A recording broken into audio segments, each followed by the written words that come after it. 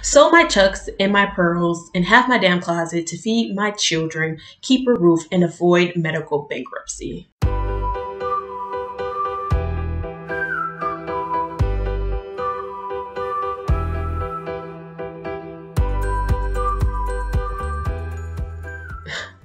Tired parent looking for relief, not symbolic gestures to distract me from my grief. Don't play with me. Policy is my language. Tokenism and representation that only goes skin deep doesn't faze me. 8 years of gushing over the first hasn't changed my 6% interest rate or my delinquent student loans. Hasn't stopped the police from killing unarmed Americans. Rest in peace, George and Bree. Give us historic justice. Give us historic progress. Give us what you owe us, 40 acres and a mule. So keep the knockoff jewelry and uncomfortable shoes. Hip hip hooray for our sister.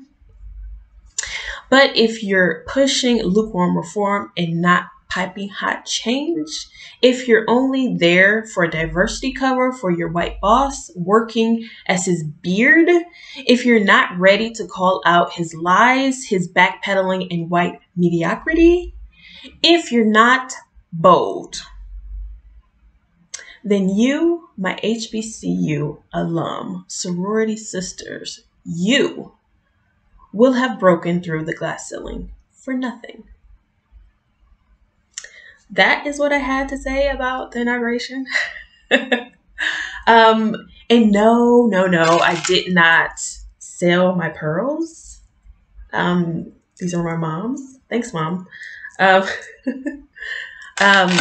But the point is, congratulations to the first Vice President, Madam Vice President. Love to see it. It's a historical day. It was a lot of inclusivity. Again, I didn't watch the inauguration. I told my friend Ed, why would I do that to myself? But I did see a lot of commentary and a lot of reactionary posts.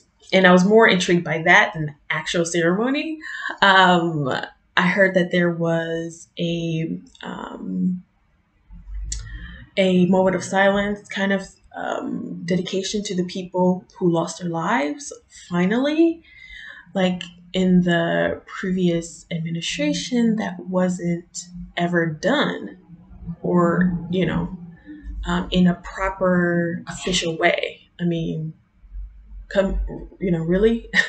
It's 400,000 and counting of unfortunate souls that lost their lives. So that was much appreciated, I'm sure, by the American people. But yeah, I didn't see it, but I just want to show you some of the commentary that I saw, and it kind of hints to the post I did and just read to you. One person said, Biden is president. Unarmed Black people will still be shot on the streets by the police.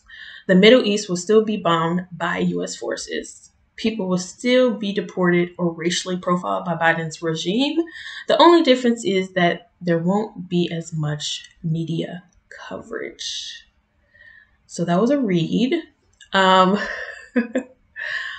I find a lot more entertaining nowadays my Twitter feed. And I just got Twitter because of Rue Madame. I want it to be more visible. So Rue Madame is on Twitter now. And that was one of the posts I found was like dead on. And I saw a lot of joyful, happy posts as well. And I'll get to that. And I love the hope that I see. And that is inspiring. The young lady who read her poem at the inauguration. I saw a lot of that on my timeline. And I was like, go girl. Like, it was amazing. And one of her quotes is, we are in a country that's unfinished, which I thought was more positive than, oh, make America great again. No, let's just finish the job that our ancestors, that our freedom fighters fought for. So that was really positive note. And I felt like that was the whole vibe of the inauguration, is positivity, inclusivity, and just a bright light on a dark period. So yeah, that was cool to see. What other posts that I thought were: liberals can now sleep soundly, secure in the comforting embrace of inclusive racism, respectable imperialism, and decent warmongering. Again, trying to stay positive, but we can also call a spade a spade. Like, yeah.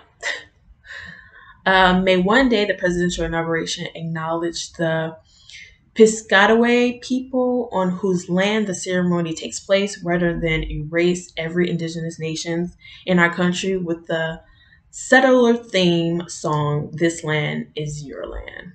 We have a long way to go. So yeah, another one that wasn't so cheery, but real. Like, you know what I mean? Like, yeah, we are on indigenous lands. Like,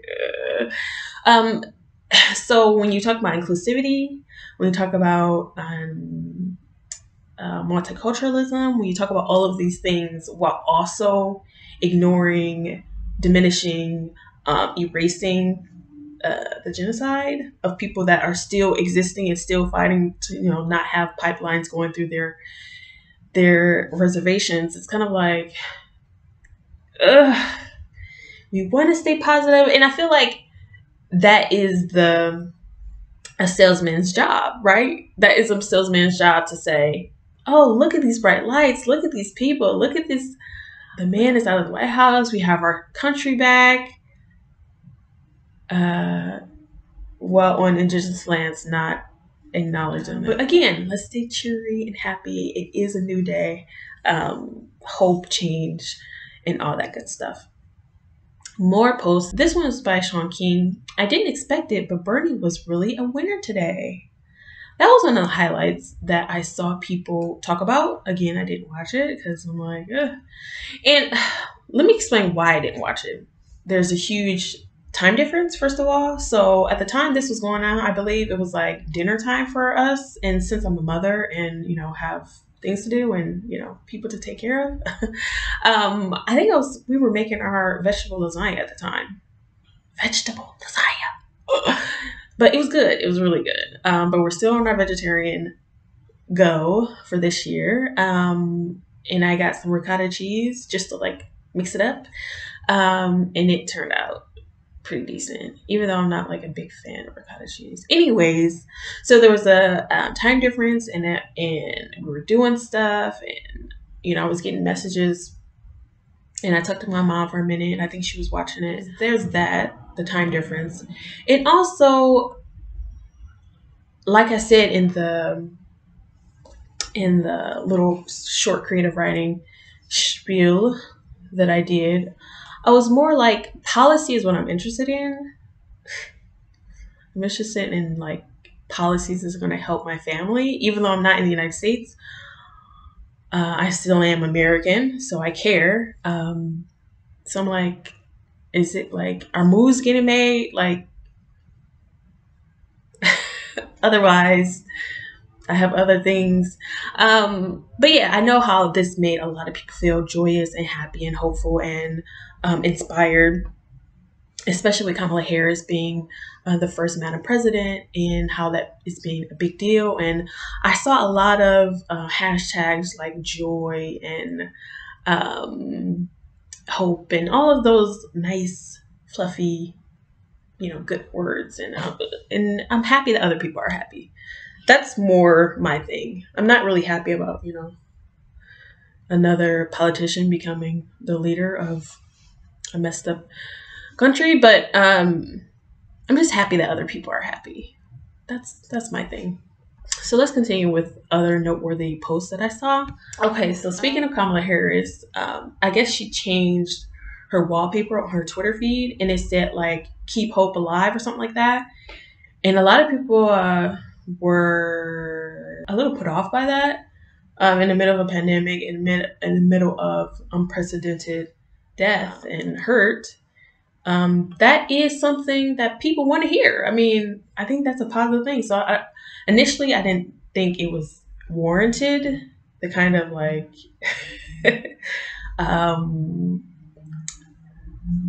pushback that I saw, but it got pushed back. So I'll read.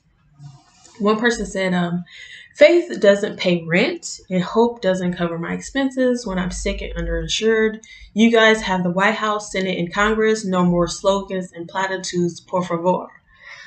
So yeah. And I get it. Like, no one can really like dispute that. Like, yeah, nice slogans are really nice. And how many platitudes can you take before you're like, okay, thank you, good, nice, happy, but let's, business, business. Let's get to the politics. So yeah, and that's is a legitimate argument. Like, I think platitudes are the driving force for most of people's hope. Like, platitudes and platitudes alone, nothing substantial. You know what I mean? So another person said, so also faith by itself, if it does not have works, is dead. And that is a verse from the Bible, James 2:17. So faith without works, yeah, that's a common. I get it. Another person said, I bet that's what the guy said that she kept in jail after he was proven innocent. So I guess she was a district attorney or something like that in California. And there was an innocent guy that was kept in jail longer because there was a delay or refusal to hear his story or look at the evidence again. And he eventually got out, but kind of like dragged Kamala Harris for not doing enough while he was like innocently imprisoned. So yeah, there was no faith for him. Anyways, so that's some of the stuff that I saw. But I'm curious to know what you thought of the inauguration. Was it mostly theatrical, or did you find any real substance? Like, oh, I'm looking forward for that. I'm looking forward to XYZ. Me personally, I am relieved that we have at least a sane person in the White House. But if you ask me if I'm like exuberant or like super geeked about all this, like it's still a politician at the end of the day. They're all politicians. Like, I don't know. You know how there's a saying that lawyers are known for being like incredible liars or something like that, and politicians are known for being like incredible liars and performative. So I don't know. I think it's ill-advised to get any type of hopes really high. And in France, I think it's all over the news. I think it was all over the news, like a lot of other countries. But we don't have a TV, so I don't know if French people are really into it anyway. But I think here a lot of people are relieved also and kind of like want to go back to some type of normal.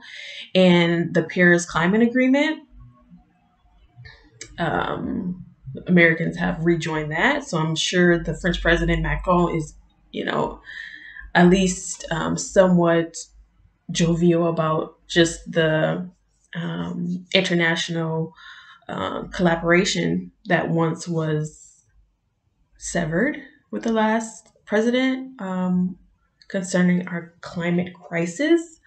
Other than that, the post was by Madame Dr. Fleming on my Twitter feed. She said, I don't know, feelings are complicated. Grim joy can commingle with relief. I felt joy when we first realized Trump really lost, and I felt relieved that there was no violent domestic terror attack during the inauguration. I heard a lot of U.S. Exceptionalism, colonial uh, apologia, minimization of racism, a sting. So somebody said maybe Joe Biden in his speech said the sting of racism. Sting. Indigenous erasure and liberal nonsense during the inauguration. So I mostly felt distraught, but I wouldn't have heard those things a decade ago. So my feelings would have been different. I generally think people should spend less time judging other people's feelings. And she continues and she says, we contain multitudes, right? We feel many things, and those emotions are often in conflict. They can shift over time. Mine certainly have. My feelings in January 2009 were euphoric and still very nationalistic. I was very ignorant and mostly uncritical of liberals. Things change. So, yeah, that's what I think is most troubling, how challenging the people that work for us is kind of like, you know what I mean? Even in a quote unquote joyous occasion, like, you know, still being critical is necessary when you want things to improve for your life. Feelings are also very personal. I lost the remaining remnants of my ability to feel unbridled joy in the name of nationalism about 8 years ago. I'm no longer inspired by nationalist rhetoric, even when it takes the form of soaring verses from young, talented poets. I still sometimes feel echoes of what some may call patriotism, but I think it's actually a cosmopolitan ethic of care. It includes, but extends far beyond the nation my enslaved ancestors helped build, the place where I currently live and hold citizenship. Like she just gave a word. How nationalism and patriotism is great and phenomenal, and we need this in a time of great uncertainty about our country or a great shame and embarrassment, especially with the recent attacks on our capital by our own countrymen. But she hit the nail on it. It's like, despite all the heartstrings being tugged with the poetry session, and even with there was a Black woman firefighter who did the sign language for the national anthem, recognizing ASL was also a highlight that I saw. But despite all of that, I just can't, stretch myself to be lifted in blissful ignorance or blissful hope that is most likely false, especially with the history of our politicians in general. But yeah, I completely understand where this doctor is coming from. No longer inspired by nationalist rhetoric, even when it takes the form of soaring verses from young, talented poets. Unfortunately, I am in the same boat. Another person said, in this broken culture we live in has this tendency to value one kind of emotion over another. Deciding to focus on just the happy things is, it turns out, expensive in real terms. Wow, I think that is something to discuss also. That's a whole different discussion. We always want to feel good. We always want to be positive and in good spirits, especially during dark times. We want to feel like everything's going to be okay. But I feel like in order to get out of a bad situation, we have to really analyze the real consequences of our action or lack thereof. And, getting into a bubble where happiness and joy is the only thing that we feel? How can we be our full selves? How can we be real? And I don't think that's real. I think that's something that is sold in order to get views or get likes or to feel good about decisions that you make or the vote that you cast. It's like, can we not be so idealistic and be more realistic? I mean, can we have a balance? That's my objective, is be introspective and real and have balance. Like, that isn't balanced. You know what I mean? It isn't. Like, people want to say, oh, you want to take away from a good moment and you just want to be like, I don't want to be like, I don't think this doctor or the commenters on her thread wanted to be like party poopers, but to express their varying and complicated emotions in a real way. And I think that's fair. Yeah, that's all I have to say about the inauguration. It is kind of like anything else that's over the top for no reason, I think. For example, the wedding of, what's her name? Meghan and Harry, or Larry? Harry and Meghan from England. And now that they're not there anymore, they moved to the States, as you all know. I didn't watch that. Why I didn't watch that? I'm just like, okay. Okay. And it's kind of like the inauguration. It's like, okay. Even the news articles I read about the inauguration, it was more about what so-and-so was wearing and what designer this person was wearing and how cute so-and-so's hair was. Like, it was very celebrity-ish. The reporting I saw on like the inauguration, it was very superficial. And I thought, yeah, this is why I don't like, and that's all fine. Like, yeah, Michelle's hair was flawless. Of course, she looked amazing. That was like, yeah, like, go Auntie M. And then Bernie Sanders was like a meme on the social media, and because he had his little mittens and he just felt like, yeah, I don't want to be here. Like, and it kind of reminded me of me, like, in most social situations where I'm like, I'm ready to go home. I want to be in bed right now.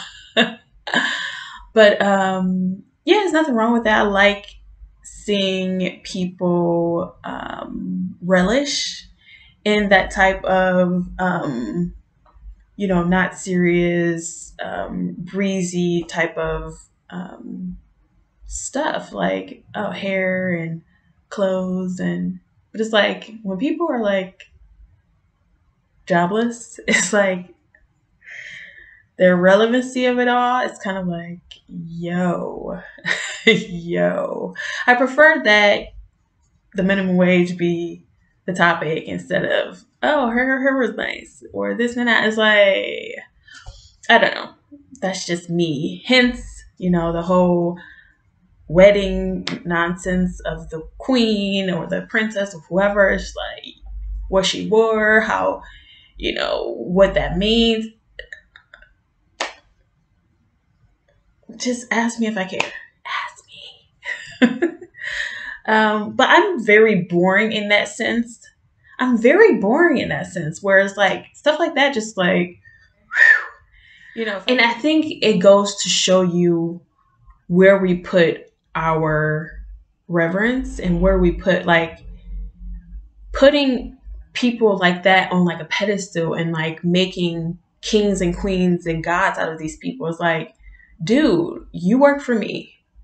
Go do your job. Like, I don't, you know what I mean? Like, just use my taxpayer money to benefit me, benefit my family, benefit the people around me, benefit my community. Like, this hundreds, thousands of dollars you spent on this parade or whatever it is, like, that could have been sent to doctors and frontline workers somewhere. Like, unnecessary. I mean, I get it. We do need, like, some human decency in our politics, and kind of like a moment of pause and celebration for just surviving after these 4 years. I get it, but it's like, dude, we have so much stuff to do. Just do the work.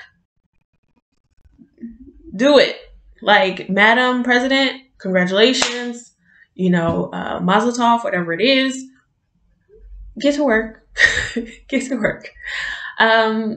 Anyways, so head over to Patreon. I did a video about hair, and I had my natural protective style in, and I took it out, and voila, this is what I got. But I also talked about really awkward moments through my natural hair journey, with like people touching my hair and situations growing up with my hair, and like discovering about myself. And it links back to the book that I'm reading, White Teeth, about a brown skinned girl who wants flowy, flickable, tossable hair, which I don't get a lot of tossability. Check that out over there, and more creative writing. Thank you so much, and I'll see you guys next time. Bye.